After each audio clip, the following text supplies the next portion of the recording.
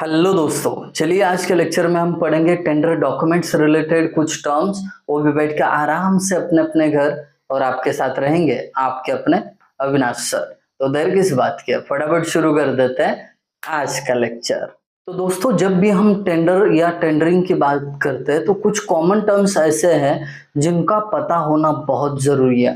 तो ये सारे टर्म्स आपको बहुत अच्छी तरीके से क्लियर हो जाएंगे, इसकी गारंटी मैं आपको दे रहा हूँ। बस एक चीज की गारंटी आप लेना कि अभी तक चैनल को सब्सक्राइब नहीं किया है तो फटाफट कर लीजिए और अपने सारे दोस्तों के साथ शेयर भी कर लीजिए। चलिए बढ़ते हैं पहले टर्म की ओर। पहला टर्म है टाइम लिमिट। अब टेंडर डॉक्यूमेंट में कोई भी आपने टेंडर डॉक्यूमेंट भरा हो या टेंडर आपको मिला हो तो उसमें ना वो काम कंप्लीट करने के लिए कुछ टाइम का स्पैन दिया रहता है जिसको हम टाइम लिमिट बोलते हैं। देखिए, the civil engineering contract specify the period of completion. अब ये काम कंप्लीट करने का जो टाइम दिया रहता है ये तीन तरीके से दिया रहता है। पहला, एक डेट दी जाएगी, उस पर आपको टाइम कंप्लीट करवाना है। दूसरा, नंबर ऑफ कैलेंडर मंथ्स, 2 महीने, 3 महीने, 4 महीने, ऐसा आपका टाइम रहेगा। तीसरी चीज, नंबर ऑफ वर्किंग डेज, मतलब जितने नंबर ऑफ वर्किंग डेज होंगे तो वो काउंट किए जाएंगे और माना जाएगा कि आपको अगर 100 वर्किंग डेज में काम कंप्लीट करवाना है तो आप 100 डेज काम कर सकते हो और at the end of 100 days आपका काम कंप्लीट हो जाना चाहिए। तो ऐसा टाइम लिमिट स्पेसिफाई किया जाता है। The time allowed for completion of work includes rainy season also. अब कई बार कॉन्ट्रैक्टर्स के मन में ये दुविधा रहती है कि भाई साहब रेनी सीजन में तो बारिश होती है, काम बंद रहता है, तो उसका क्या। तो वो पकड़ के ही आपको टाइम लिमिट दिया जाता है, इसका ध्यान रखिए। अगली चीज, the work is delayed, a contract is liable to 1% और सच स्मॉलर अमाउंट पेनल्टी। अगर दिए हुए काम को टाइम में कंप्लीट नहीं किया तो obviously contractor liable to penalty, contractor को पेनल्टी होनी ही है। तो जनरली 1% या उसके जैसे ही कुछ छोटा मोटा अमाउंट उसको पेनल्टी के रूप में भरना पड़ता है। अब ये डिले इन द वर्क क्यों हो सकता है? पहली चीज, बैड वेदर कंडीशन। ऐसा कभी कभी वेदर कंडीशन हो जाता है कि जिसमें आप कंस्ट्रक्शन वर्क कैरी आउट कर ही नहीं सकते।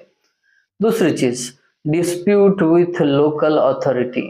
जहाँ पे आपका साइट चल रहा है वहां के लोकल लोग से कुछ पंगा हो गया, कुछ डिस्प्यूट हो गया, तो उस केस में भी काम डिले हो सकता है। तीसरी चीज, मटेरियल अवेलेबल नहीं होते टाइम पे इसके लिए। तो ये तीन चीजें जिसके कारण आपका काम डिले हो सकता है। ये पहली टर्म हुई टाइम लिमिट। बहुत कुछ चीजें आपको जानना जरूरी होती है। क्यों? क्योंकि अगर आप एग्जाम में टाइम लिमिट क्वेश्चन में देखा तो ये सारी चीज आपको समझ में आएगी जो हम यहाँ पर डिस्कस कर रहे हैं। इसके लिए डिस्कशन बहुत जरूरी है, क्योंकि आप पढ़ोगे अकेले में तो ज्यादा कारगर साबित नहीं होगा, बट आप डिस्कशन में शामिल हो जाओगे तो आपको फायदा ही फायदा होगा। तो ये पहला टर्म हो गया। लेके चलता हूं मैं दूसरे टर्म पे। ये चले हम, देखिए यहाँ पे टाइम एक्सटेंशन की बात कर रहे हैं। दूसरा जो कॉन्सेप्ट है टेंडर डॉक्यूमेंट में वो है टाइम एक्सटेंशन। मान लो कि कुछ काम ऐसा है जो दिए हुए टाइम स्पैन में नहीं हो रहा है, टाइम लिमिट में नहीं हो रहा है, तो उसके लिए एक्स्ट्रा का टाइम आपको चाहिए, तो वो जो डिमांड करते हो उसको बोलते हैं time extension. For extension contractor has to be given application to executive engineer by attaching the reasons and particulars.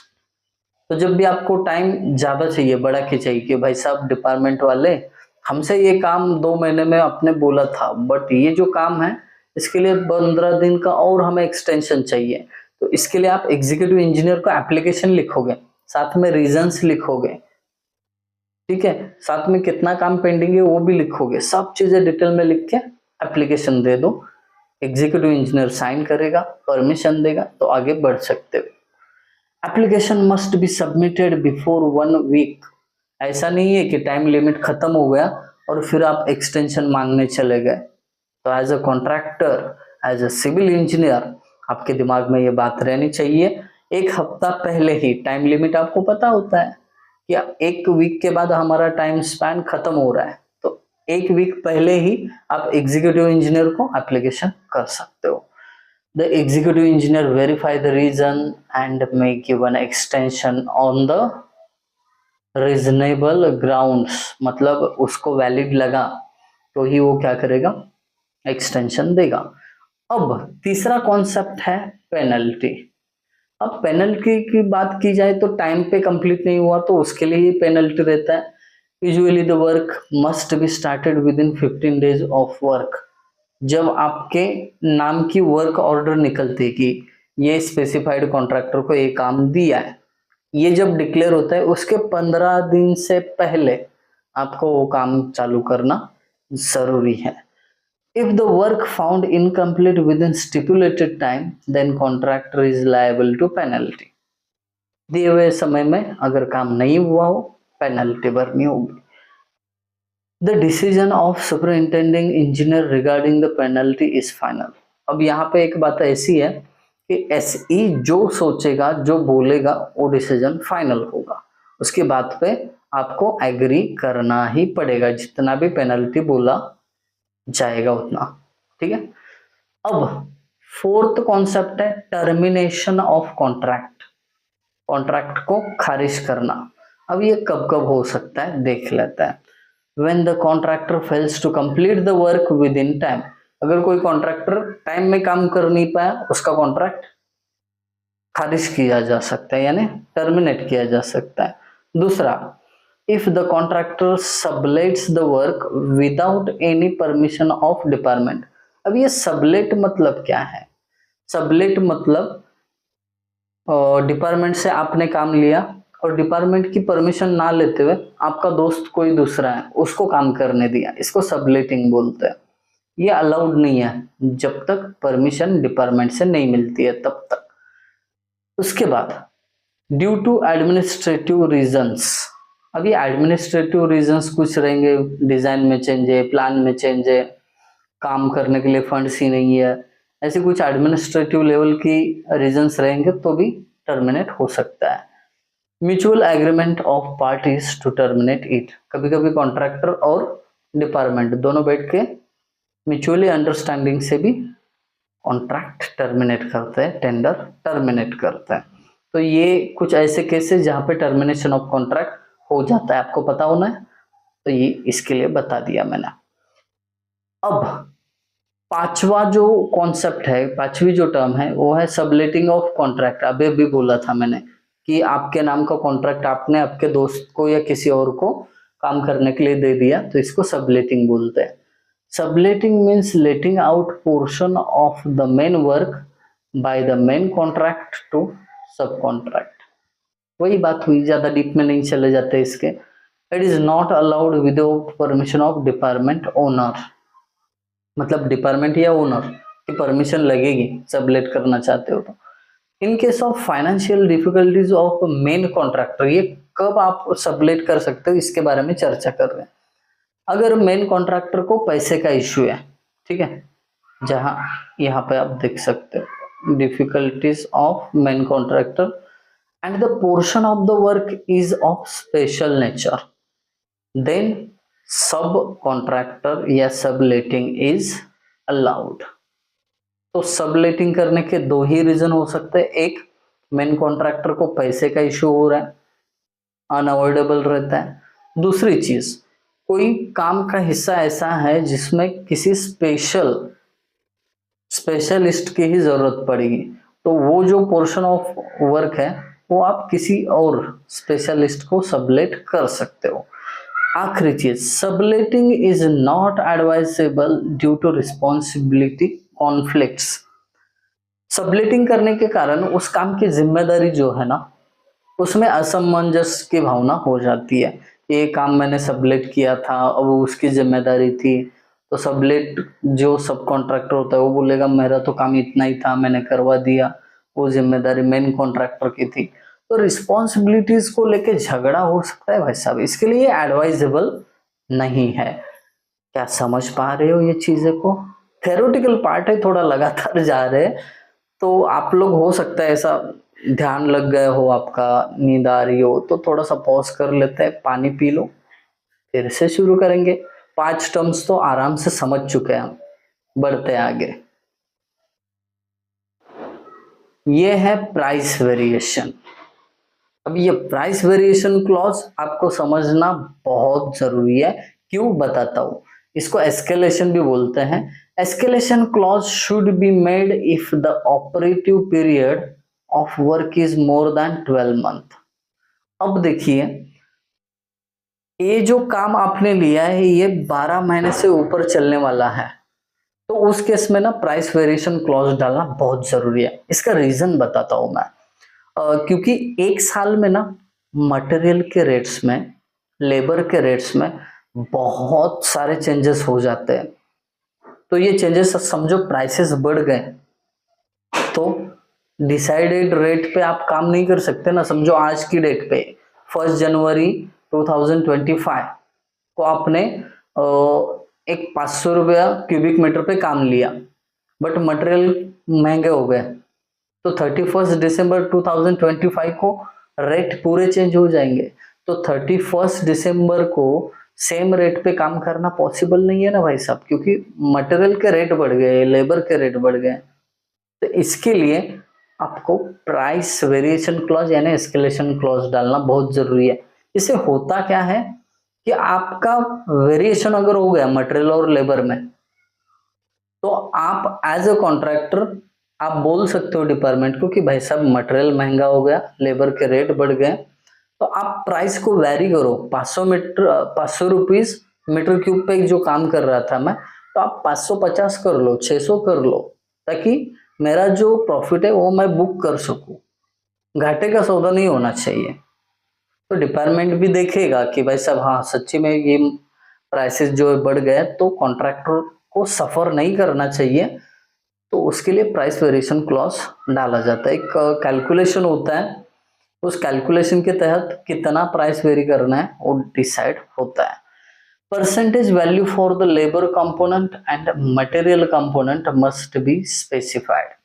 तो जब कॉन्ट्रैक्ट आप साइन करोगे ना, तो उसमें रहता है कि इतना % आपको प्राइस वेरिएशन मिल सकता है मटेरियल में और लेबर में, दोनों कंपोनेंट स्पेसिफाई होने चाहिए।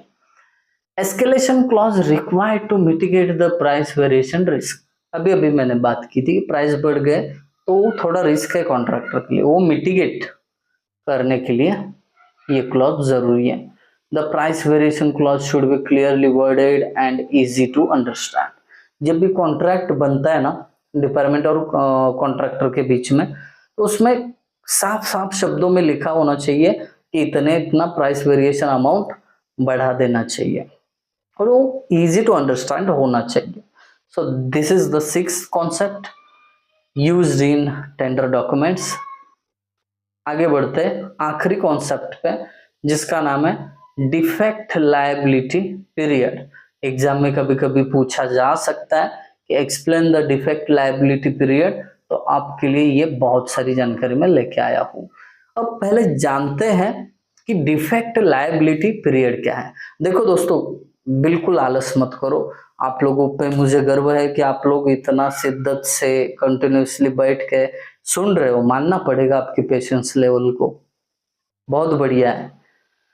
चलते आगे, लास्ट कॉन्सेप्ट है, खत्म करेंगे, फिर उसके बाद आप अपने नोट्स बनाने के लिए रेडी रहोगे। चलते, it is the period during which any defect in the work is noticed, then contractor has to rectify this defect at his cost up to the satisfaction of site engineer. इसको simple language में समझाता हूं मैं।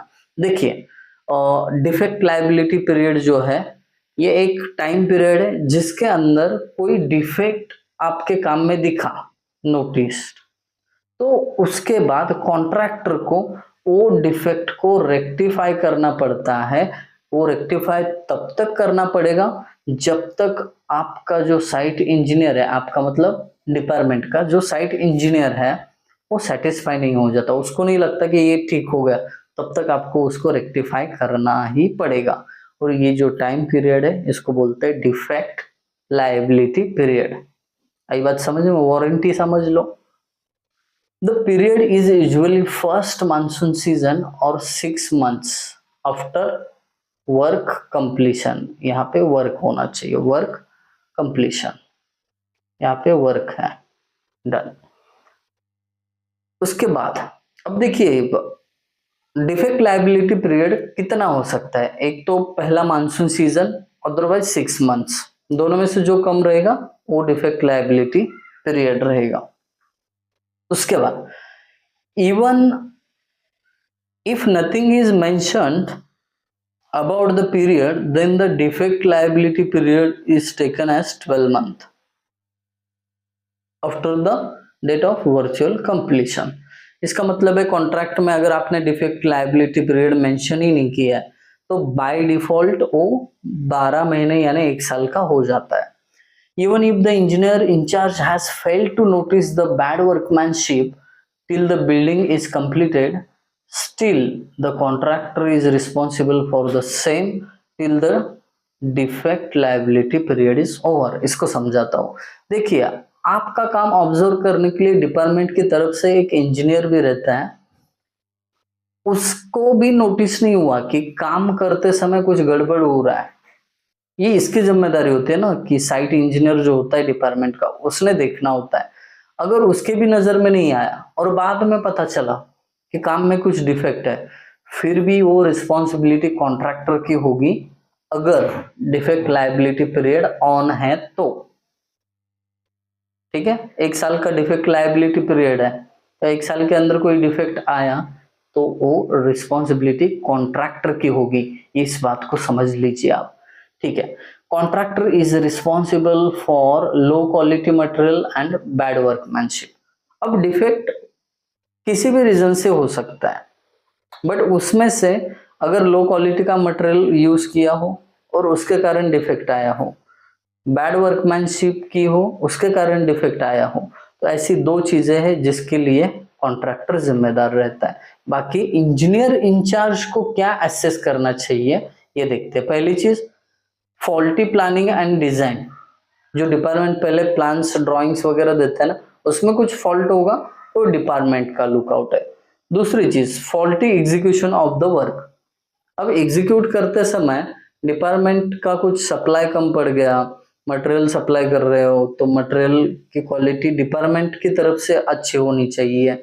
Execution करते समय equipments department ने देने थे तो वो नहीं दिए तो जिम्मेदारी डिपार्टमेंट की है। आई बात समझ में? एग्जीक्यूशन में कुछ गड़बड़ हुआ तो वो जिम्मेदारी डिपार्टमेंट की है। If any defect observe during the defect liability period, contractor is asked to rectify it. तो डिफेक्ट लायबिलिटी पीरियड में कोई भी डिफेक्ट दिखा तो कॉन्ट्रैक्टर को बोल देंगे कि भाई साहब ये आपको रेक्टिफाई करना है। अगर ये कॉन्ट्रैक्टर उसको करने में असमर्थ रहा, fails to do it, then department will rectify it from other piece worker। मतलब दूसरे कॉन्ट्रैक्टर को बुलाएंगे, उतना ही पीस ऑफ वर्क वो रेक्टिफाई करवा के लेंगे और उसका जो भी बिल बनेगा वो मेन कॉन्ट्रैक्टर के सिक्योरिटी डिपॉजिट में से काटा जाएगा।